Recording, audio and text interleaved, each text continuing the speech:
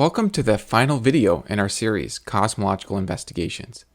In this video, I'm going to share with you one of my own arguments, the argument from arbitrary limits. Since publishing various forms of this argument, people have asked me certain questions and have raised certain objections, which have helped me to think more about this argument. And in this video, I want to share with you some of my thoughts about the objections and questions that I've received. So this video will be my latest thinking about this argument. Sharing my latest thinking about this argument will also be a way of summarizing my overall thinking about cosmological arguments. I will share my overall analysis at the end. So what is the purpose of the argument from arbitrary limits? Well, most fundamentally, I think of the purpose as explaining things as far as we can. That's the goal of the argument. Now you might think, aren't all cosmological arguments supposed to have this same purpose? Maybe in a sense, but think about the different arguments we've considered. The Kalam argument seeks to explain things that begin as far as we can in terms of something that doesn't begin. The arguments from contingency, they seek to explain contingent things as far as we can in terms of something that isn't contingent. But those arguments leave open a further question about explaining even the cause as far as we can. For example, if the cause is something eternal, can we explain that eternal thing in terms of some more fundamental layer or nature within that eternal thing? Or if the cause is a necessary thing, are there layers of necessity where some layers depend on other layers? What's the deepest, most ultimate explanation of reality that we can arrive at? That's the goal that I have in this video. In fact, my thinking about cosmological arguments has really led me to this deeper question, which is how far can we explain things? I think cosmological arguments ultimately are attempts at understanding reality at the deepest possible level. A more specific and related purpose is to try to identify the deepest relevant difference between the explained portion of reality and the total unexplained reality. What explains that difference between things that come from other things and the total reality that doesn't come from anything? This takes us back to that original puzzle of existence. Remember, that puzzle was about explaining all of reality.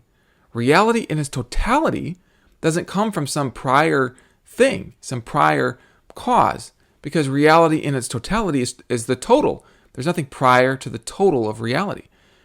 But then if reality in its total is unexplained, how can that be? What counts for the difference between an unexplained total reality and explained parts of reality? Part of the answer that I've suggested is that reality in total has some foundation or fundamental layer that's unexplained in its own right and serves as the foundation for all the explained things. But this picture of reality as having a foundation still leaves open the question, how can there be an unexplained foundation? What kind of reality could be unexplained? This is perhaps the deepest of all philosophical questions, and this is the question that the argument from arbitrary limits seeks to answer. So here's a bird's eye view of one form of the argument from arbitrary limits. This form of the argument is inspired by the form of argument I give at the end of my book, How Reason Can Lead to God. I'm going to lay out the argument and motivate each premise, and then I'm going to look at all of the main objections that I've received to this type of argument. So the first premise is just the observation that there are limited things that have some kind of limitation or boundary. For example, turtles have a limited size, rocks have a limited size, thoughts have a limited power. We can think of a limited thing as something that has some fundamental limitation.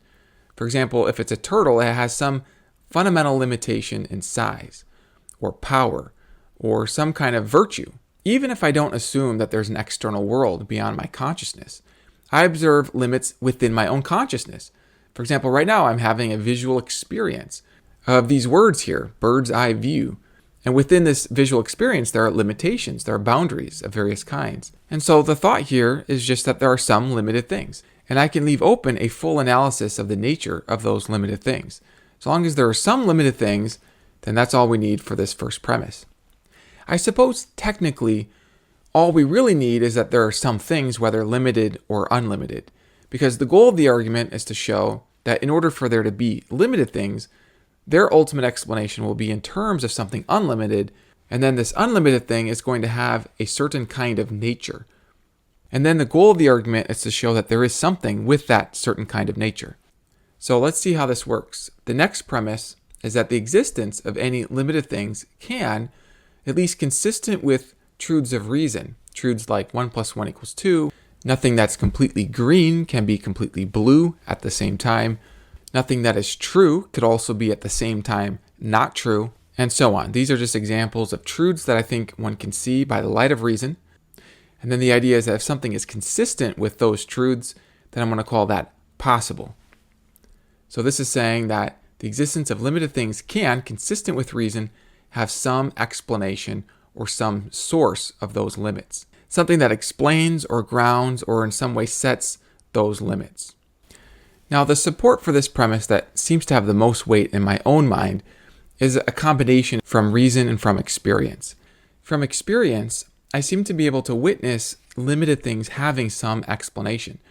For example, in my own consciousness, I seem to be able to witness a relationship between my intentions and subsequent mental states. And that relationship seems to be an explanation relationship. So by experience, I seem to witness explanations of limited things.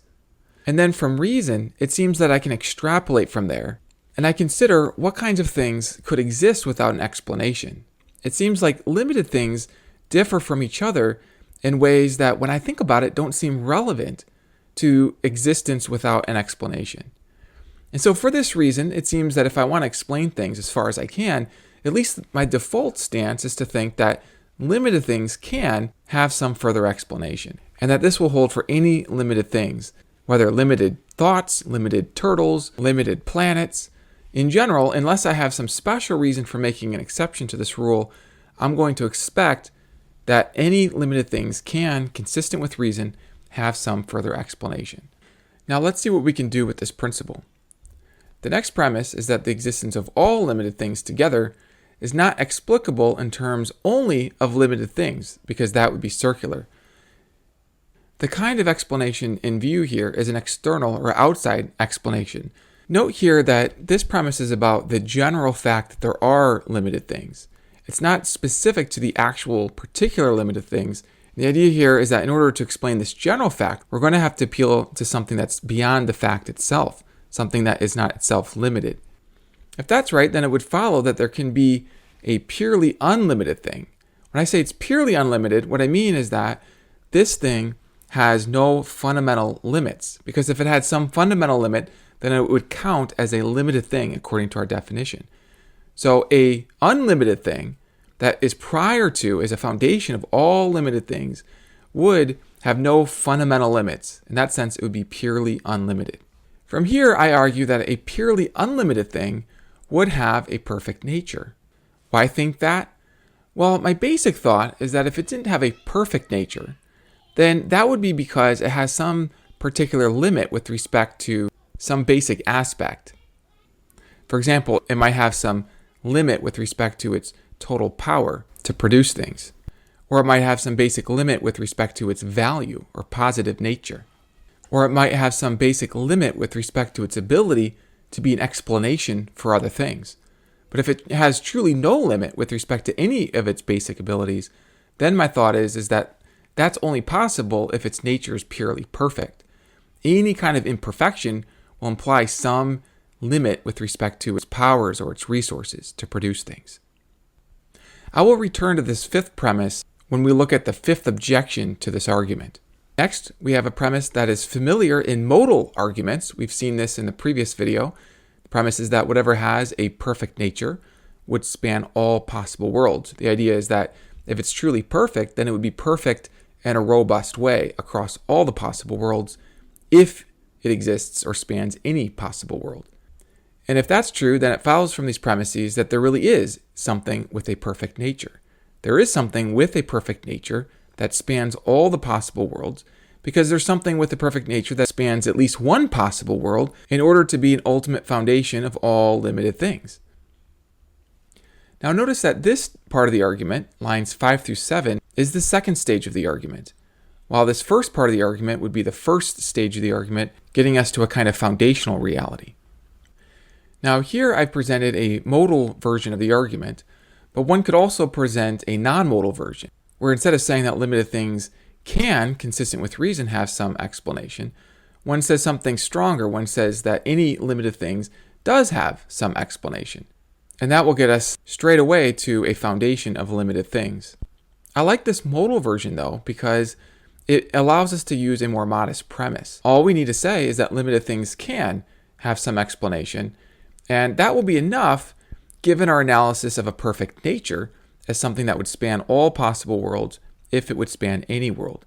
Given this analysis, all we need is an argument for the possibility that there is something with this perfect nature, and then from here we can deduce that there really is something with this perfect nature.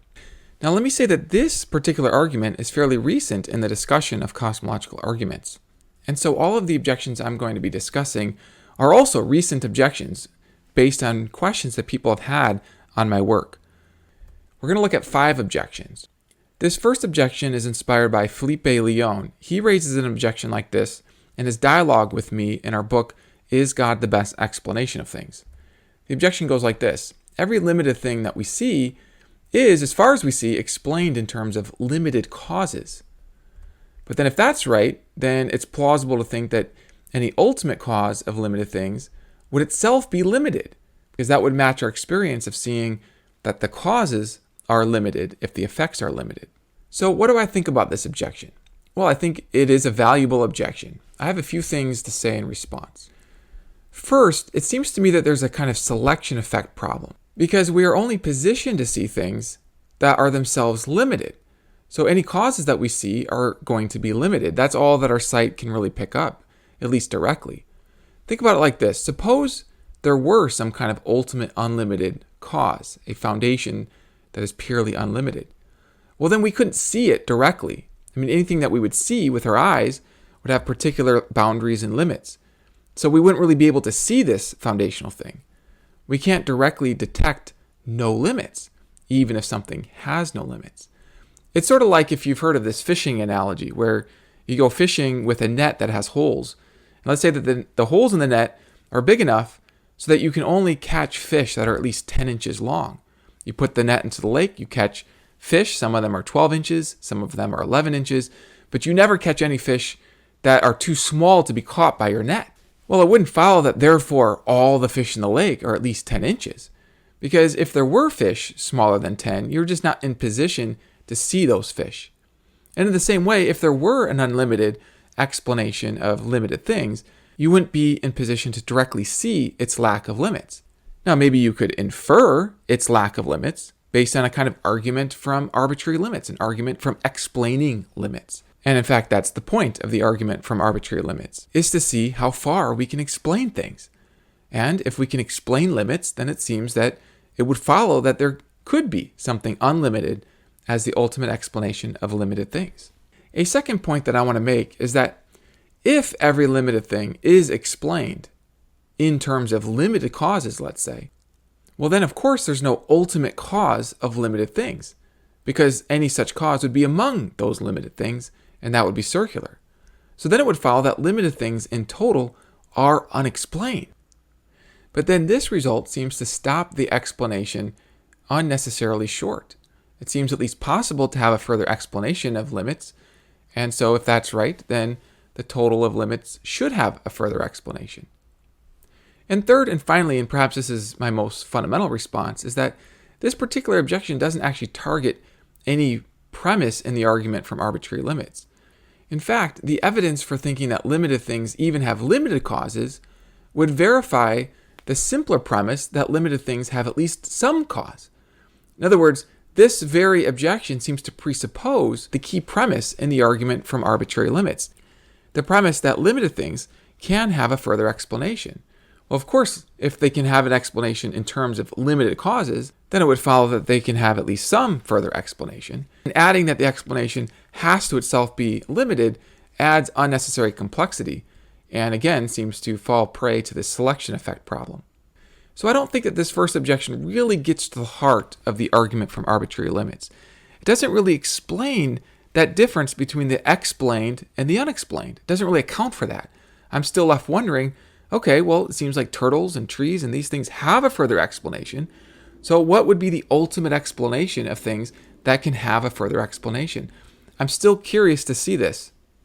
The argument from arbitrary limits seems to take me to an answer to this by taking me to something that's not like other things that seem to have a further explanation. Instead, we arrive at something that's purely perfect, something that could not conceivably have some further outside explanation.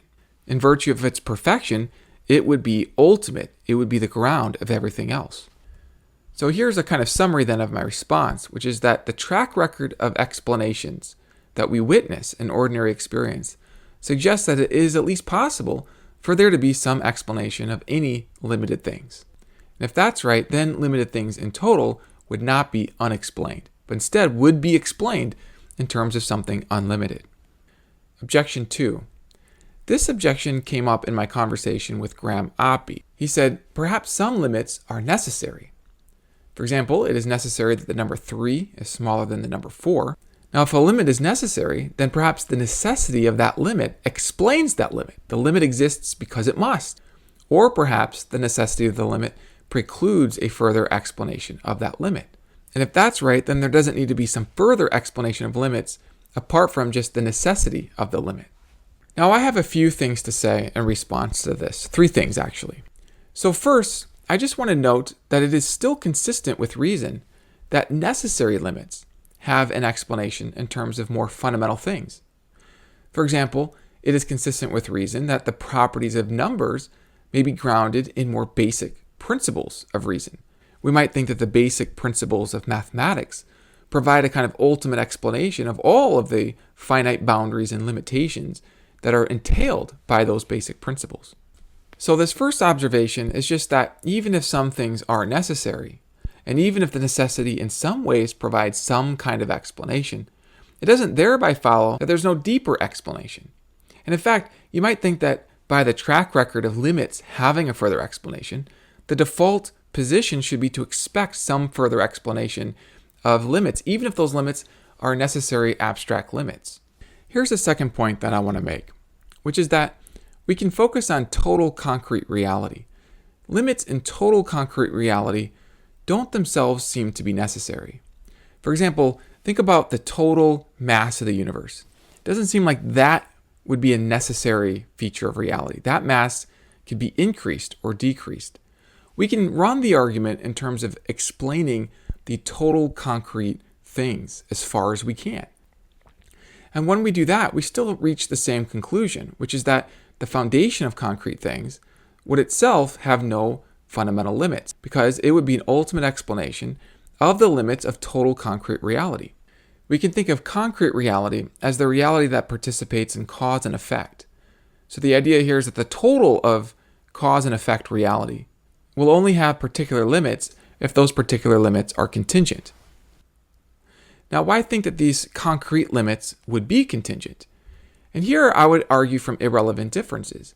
It seems that mere differences in concrete limits, like the limit in number of trees or the number of particles or the size of planets, those differences don't appear to be relevant to necessity.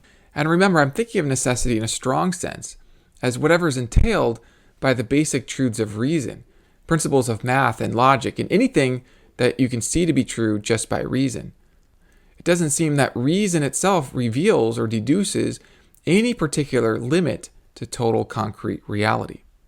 Now, I don't want to overstate this, because maybe there's a principle of reason that we haven't seen that would deduce some particular concrete limit, and so I want to leave that as an open possibility. But the general thought here is that other things being equal, we have reason to treat concrete limits as uniformly contingent. Now, I want to offer one final response, which is really my most fundamental response, which is that other things being equal, it is better not to stop the explanatory chain shorter than necessary, shorter than you have reason to stop it. Remember the gear solipsis theory that I talked about a few videos back. On that theory, I propose that maybe all of your consciousness is produced by uncaused gears. And if you wonder, well, what explains those gears? Well, maybe the answer is that those gears exist just of necessity, and the necessity explains their existence. I don't think this is the best account of reality. One problem is that it stops the explanatory chain shorter than necessary. Even if your consciousness could somehow be explained by gears, still, the default assumption that I would have is that those gears would have some further explanation, They wouldn't be the ultimate stopping point of reality. After all, gears have particular limits and boundaries, and it seems like anything with particular limits and boundaries can have a further explanation. That seems supported by both reason and experience. And so unless I have some independent reason to stop the explanatory chain, it seems to me that the default assumption is to expect some further explanation. It's not enough just to say that something is necessary, because we can then ask, okay, well, why is there that necessary thing? If the origin of our universe were produced by a turtle that necessarily exists, well, then I would wonder, okay, well, what explains why that turtle necessarily exists? Maybe there are more fundamental principles of reason that would explain the existence of the turtle.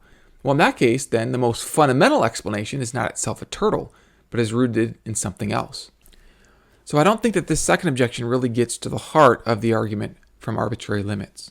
But it does help to draw out that even if something is necessary, there can be a further explanation of the nature of that necessary reality. Okay, let's look at objection number 3. This is an objection that I find more in the popular sphere rather than among academics. The objection here is that perfection is in the eye of the beholder. And the problem with the argument is that it's an argument in terms of something that's subjective. It's not something that's objective. We can't talk about objective perfection.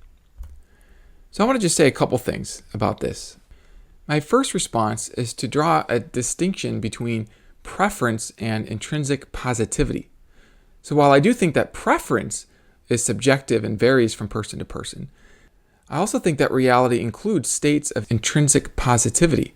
For example, I think that you can experience the positivity of knowing truth. I think you can experience that knowing truth has a kind of intrinsic positivity to it.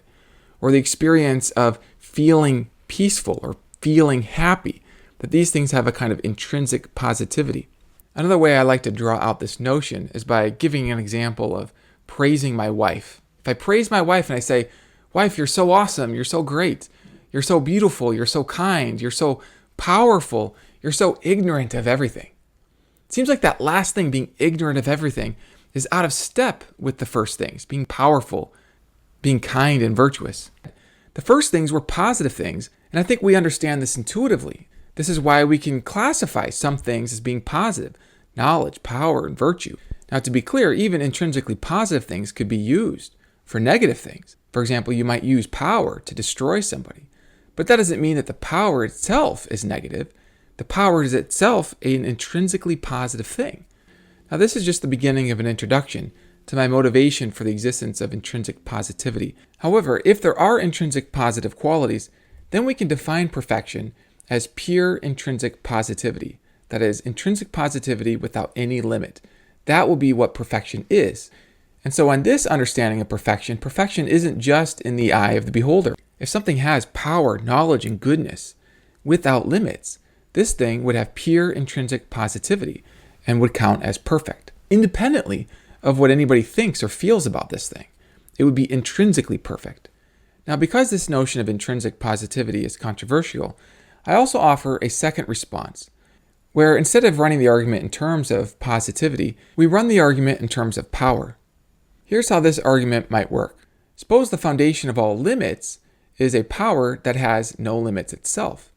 This power would then include as much power as anything could, consistent with reason, include. Such a power, for example, would include cognitive powers. I've been thinking a lot about this recently as I've been working on my book on consciousness. It occurs to me that if there's a power that has the resources to produce thinkers, then that power would also have the resource to produce a thought. And so it would itself be a thinker in the sense that it has the power to produce thoughts. The basic idea here is that a truly unlimited power would have all the powers that could possibly be conjoined. And this, it seems to me, would include cognitive powers. Such a power would also be an ultimate power. It wouldn't be dependent on other prior powers, because if it were dependent, then it would be limited by these other prior powers. This is an unlimited power that wouldn't be limited by any other prior powers. If that's right, then this power would be ultimate and uncaused. We can then argue that such a power would have necessary existence, for if the power were merely contingent, then it would not be ultimate because it could have some further explanation.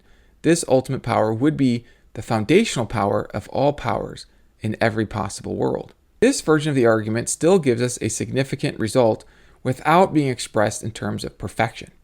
Now, personally, I like the argument from perfection the best because I think it provides the deepest insight into the deepest possible explanation of things. However, there is also this other path, which I think is worth exploring as well.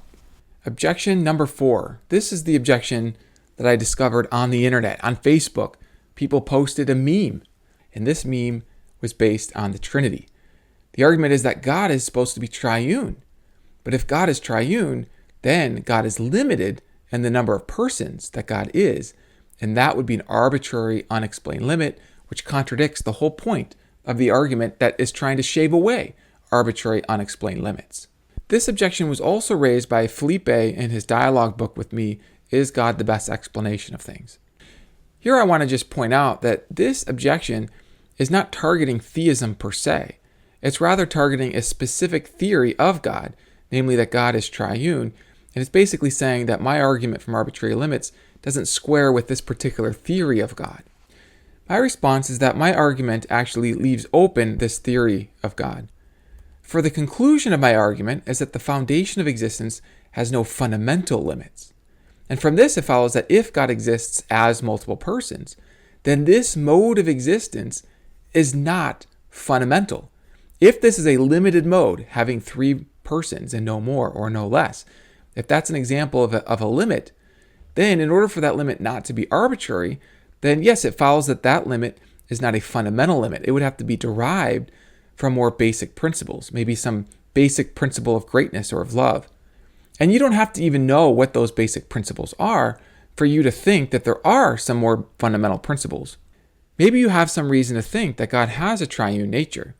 Then, by the argument from arbitrary limits, that's going to give you some reason to think that there's some further explanation of that triune nature, even if you don't know what that explanation is. On the other hand, maybe you don't have a reason to think that God has a triune nature. And in that case, the argument from arbitrary limits isn't going to give you a reason to think that God has a triune nature. The point here is that the argument from arbitrary limits leaves this open. One thing that I think is cool about the argument from arbitrary limits is that it can actually serve theology by providing at least this one constraint, which is that whatever the ultimate fundamental explanation of God's nature is, it's not going to be in terms of limits. Instead, the deepest explanation of things won't feature particular arbitrary boundaries or limitations. I turn now to objection number 5, and this may be the most significant of the objections that I've received. This objection was brought to my attention by a graduate student in philosophy, and this student actually developed this objection into a paper that's devoted to critiquing my argument from arbitrary limits. I found his paper to be really, really good. And as I've thought about his objection, it's caused me to really think through some things more carefully. And I want to just share with you now his objection and some of my latest thinking in response to it. So the gist of the objection is that maybe the foundation could be unlimited in its nature, but still not be perfect. How might this be? Well, maybe the foundation's basic nature somehow grounds a limit in its total value or greatness. So I've suggested that to be perfect is to have maximal value or to have a non-limited degree of value. But maybe there's a way for the value of a thing to be grounded in terms of more basic features. Maybe these more basic features could ground some limit and value, sort of like the way that somebody might think that basic principles in God's nature might ground a Trinity. In fact, this student actually brought up the Trinity as an example to illustrate this objection. He said that I know that you're not persuaded by the Trinity objection because you think that if God were triune, there would be more basic features of God that would ground being triune. And he said, well, in a similar way, maybe there are more basic features of God that could ground God's being limited in total value or greatness. So what might I say in response to this? Well, first of all, I want to be very careful not to just try to find a response. I really want to see what's actually true. And if this particular option is a real possibility, then I want to see that. And I want to just leap to a response. And so for this reason, I've been pondering this objection. When I would take my kids to the park, while they're playing, I would be turning this objection over in my mind and really just trying to see if I can get more insight into it. And as I've been pondering this particular suggestion, 3 considerations have come into my mind. The first two are questions that I've been wondering about. First, can a non-limit, for example, pure unlimited power, ground a limit, whether that is a limit in value or a limit in something else? Is that really a possibility? Can there be this sort of grounding link between a basic non-limit and some limit? Is that really possible? Now, interestingly, this question brings me back to the Trinity objection, because we can ask the same thing about the triune view of God. Can a non-limit in God, such as some basic principle of God's love or greatness, ground a limit in persons? And I've really been wondering about that. I've been wondering if that is really possible. One thing I've wondered about is if there's a relevant difference between grounding a limit in persons and grounding a limit in value. Could it be that there's a non-limit that grounds a limit in persons, but that doesn't ground a limit in value? I'm really not sure. This is just an open question for me. It's something that I've been thinking about. And so I just give it to you as a question. You may have more insight into this question, or you might have another way of thinking about this question. But this is one of those questions that's just open in my mind. It's at the edge of my current thinking. A second question that I've been wondering is it possible for non-value to precede value? Now here's why this question is relevant. Go back to the objection. Suppose that the foundation's basic nature grounds a limit in total value. Now either this basic nature itself includes value or it doesn't include value. If it doesn't include value, then we have non-value preceding or grounding value. And I'm wondering if that's even possible. If, on the other hand, the basic foundation includes value, then to avoid positing arbitrary fundamental limits, this foundational value would be unlimited. And that's what I mean by perfect, pure unlimited value. So if value is part of the basic nature of the foundation, and that basic nature has no limits, then the foundation would count as purely perfect. So back to this question, can non-value precede value? Well, there's different ways of thinking about this question. You might think that value is in some ways made by other things. For example, it's because you have power, knowledge, and virtue that you have value. On the other hand, you might think that you have a kind of intrinsic value that's prior to your knowledge, power, and virtue, that the intrinsic value precedes these other value-making attributes. I've been thinking that in order for you to even have other valuable features, you have to have a kind of intrinsic value that's basic to your own nature. And if that's right, then pure non-value can't be a foundation for value. But I'll admit that I don't feel that I have perfect, clear sight here. And so this continues to be an open question for me to think about. But it does seem plausible to me that the foundation would have some fundamental value in order to be a foundation of valuable things. If that's right, then this fundamental value would, if it has no arbitrary limits or boundaries, would be a mark of its absolute perfection. At least if we understand perfection as pure, non-limited, fundamental value. Here's a third and final consideration. And this consideration gets behind everything else we've been talking about. And this, I think, is kind of my most fundamental response, which is that if there is some partial limited value, then it seems to me that that value could, consistent with reason, have a further explanation. And if that's right, then to avoid circularity, the ultimate explanation of imperfect things is not going to be itself imperfect, but it's going to be in terms of a purely perfect foundation. The general thought here is that other things being equal, it is better not to stop the explanatory chain shorter than necessary. So if there is a further way to explain something, then other things being equal, the better theory is going to be the one that provides that further explanation.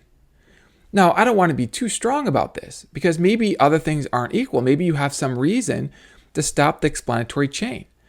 And that's okay. I mean, that's why this argument is an invitation for each person to consider from their own perspective, how far can I explain things? What is the best ultimate explanation of things? From my own study, from my own inquiry, it seems that there's a kind of uniformity of explaining limited, imperfect things.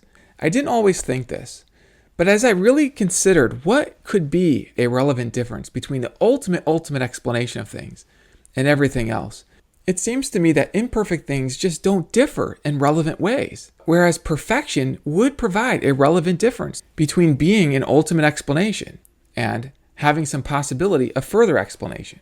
So I say that by irrelevant differences, partial values do not seem to differ in ways that are relevant to block the possibility of a further explanation. This seems true when I really consider the examples, when I really think through particular partial things like leaves or thoughts or turtles. It just seems that those things can have a further explanation. But when I consider a perfect thing, a purely perfect thing, it seems like that's the right kind of thing that couldn't have a further explanation.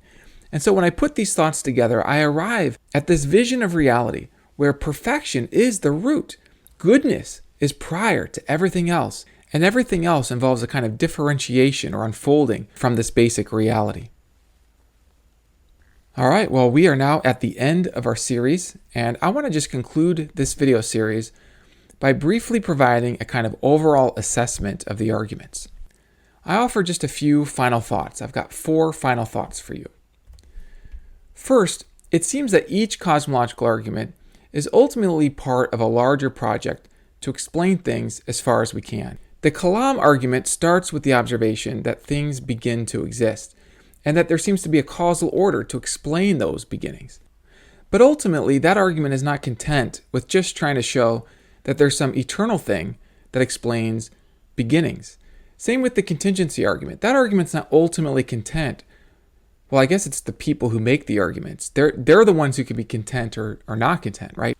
But yeah, there's a reason that people associate these arguments with arguments for something more supreme. Not just an eternal thing, not just a necessary thing, but a supreme thing, a perfect thing.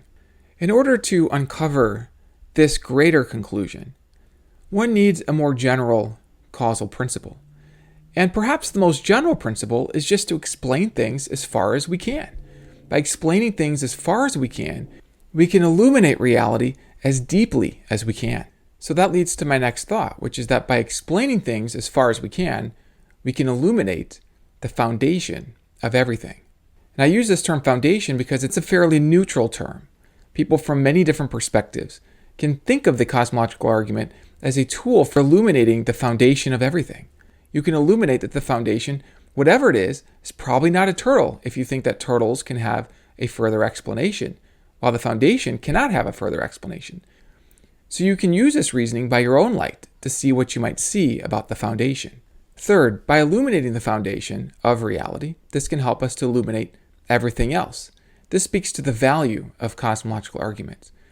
Whatever you think about any particular argument, I hope you can see that these arguments have great value for helping you to understand things at their most fundamental level, helping you to seek the deepest possible explanation of things.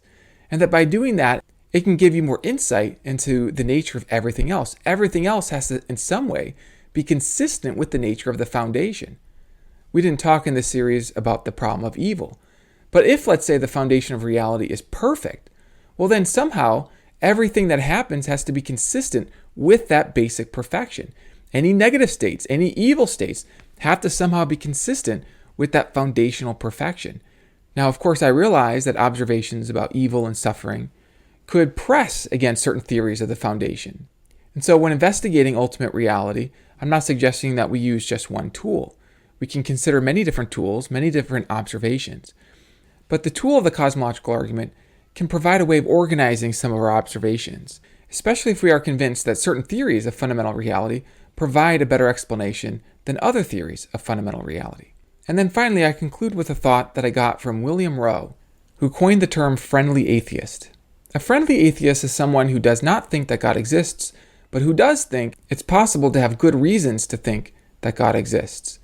William Rowe, in his book on the cosmological argument, towards the end, to my surprise, because I knew he wasn't writing as a theist, but he was looking through the arguments and he concluded that cosmological arguments can provide a good reason to believe in God.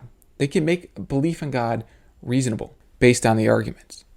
And what this fourth and final point highlights for me is the individual aspect of a quest. Ultimately, you are in charge of your own quest. I can give you some information that appeals to me, that's helped me, but you are the captain of your own ship. You are the one building your own worldview. And of course, nobody can build your own worldview for you. Even if you find certain people to trust and you think, well, I'm going to let them build my worldview, ultimately you have to be the one to discern who to trust. That's on you. How do you know who to trust? That's going to depend on your own assessment of their trustworthiness. So wherever you land on this particular inquiry, I hope that this video series can help you see the power of that question, how far can I explain things? And that question can be a device for you in the development of your worldview. Now, we've covered a lot of ground in these videos on the argument from contingency. And I want to just conclude by highlighting some different resources, which I've categorized as either being beginner, intermediate, or advanced. So beginner resources, we have The Bridge of Reason, 10 Steps to See God. This is something that I wrote, which gives a nice summary of this kind of argument. An intermediate source that I think is very helpful at unpacking both stages of the argument is by Robert Kuhn's. It's called A New Look at the Cosmological Argument. I also have several articles on my website. One of them that provides a kind of survey of arguments from contingency is called Cosmological Arguments from Contingency, and you can get a PDF of that right on my website. One of the most helpful books that I've read on the cosmological argument is by William Rowe, called The Cosmological Argument. And then for more advanced resources, there is Necessary Existence by Alexander Prusinai, and Theism and Ultimate Explanation, The Necessary Shape of Contingency by Timothy O'Connor. Many, many thanks for your attention. I know we covered so much ground. If you have any questions about any part of this series, do feel free to share those questions. Thank you again for your time.